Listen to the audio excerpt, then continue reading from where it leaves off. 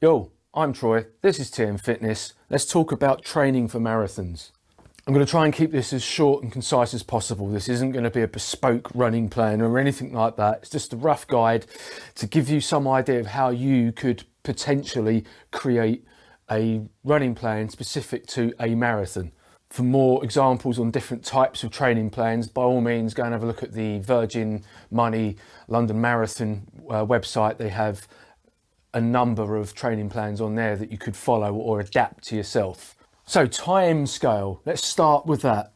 You're looking at about 16 weeks of training up to the marathon. So for example, it's January now. So if you're running the London Marathon, you've probably got about 16 weeks now. And if you haven't already started, get on it. Pick your peak week. So this is the week where you do your highest volume of training, and it might be where you do your longest run prior to the marathon.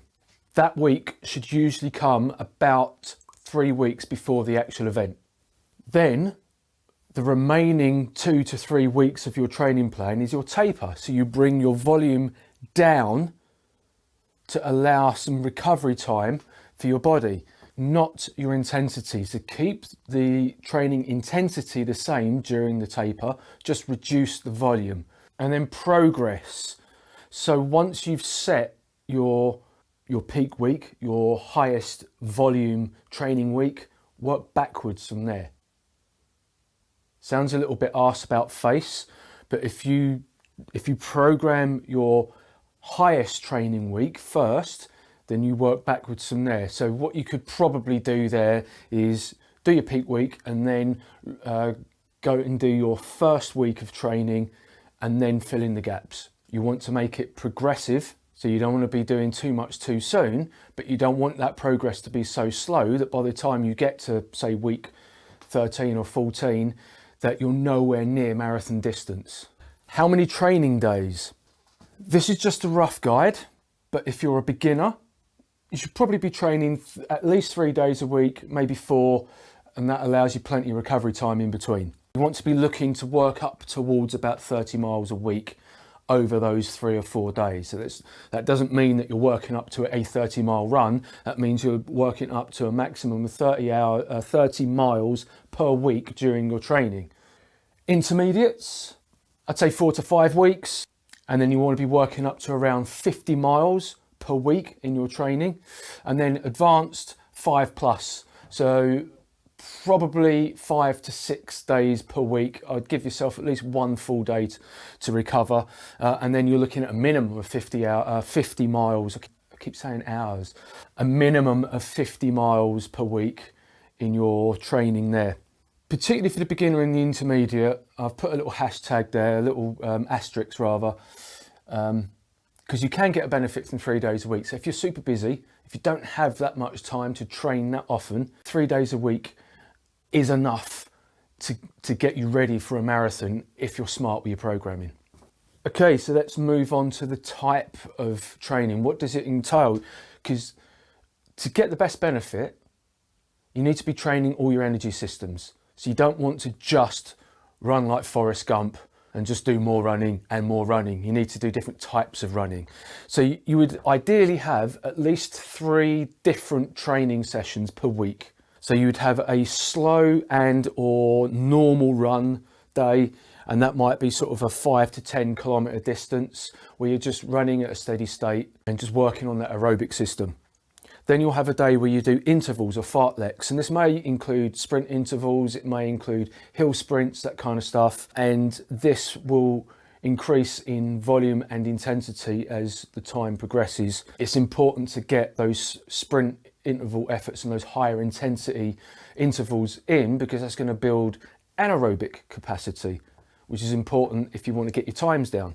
And then you'll have a long run day. So this is a really steady state day. This is your base training, if you like, your zone 2, where you're working in that aerobic zone, that 60-65% heart rate zone. And you'll probably be working up to around 22 miles for that one. So on your peak week, your longest run might be around that 22-mile mark, something like that.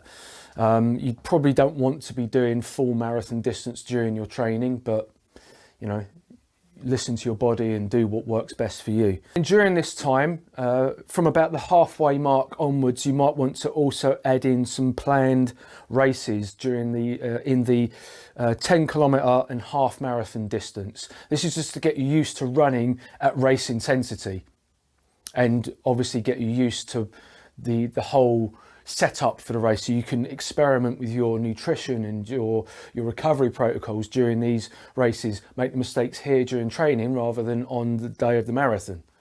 And then finally, and this may be somewhat surprisingly for some of you, I always tell my runners that they must do some level of strength and conditioning. It's really important to get some strength and conditioning in, because if you're just running and you're getting a lot of common injuries, you keep hurting your knee, you keep tweaking your hamstring, you keep getting back pain, it's probably because you're weak and you need to strengthen your body. So if you want to protect against those avoidable kinds of injuries, you need to be stronger, you need to be doing some strength and conditioning. It also helps with oxygen economy and running economy. So again, this depends on how experienced you are. If you're somebody that goes to the gym normally and you do some weight training, then you're probably maybe lower intermediate to intermediate. So you have a reasonable amount of exercise experience. So you can probably start with resistance training. If you've never done resistance training before, you should probably get a coach or a trainer to show you how to do it correctly. But you can start with some body weight exercises. Just check your form and your technique. At the very least, you want to be working on core during these sessions. So for a runner, the areas of the body that are your quote unquote core will be your glutes, your abs, and your mid-back area. So if you're just doing basic core and body weight exercises, a minimum of about 15 minutes twice a week at the very least, if not 3 or 4 times a week. I mean, if it's only 15 minutes a day, you can do that on days that you run, if you like. It's not going to be that taxing. If you're doing resistance training, a minimum of 30 minutes per session, at least twice a week, but probably no more than 3 times a week, because your running training is more important in terms of time and volume. And then just work in a strength level of intensity. So you want 2 to 3 sets, working in the 4 to 10 rep range, so that you're building strength and not training high volume and building muscle. Throw in some explosive strength exercises as well to build on that explosive strength.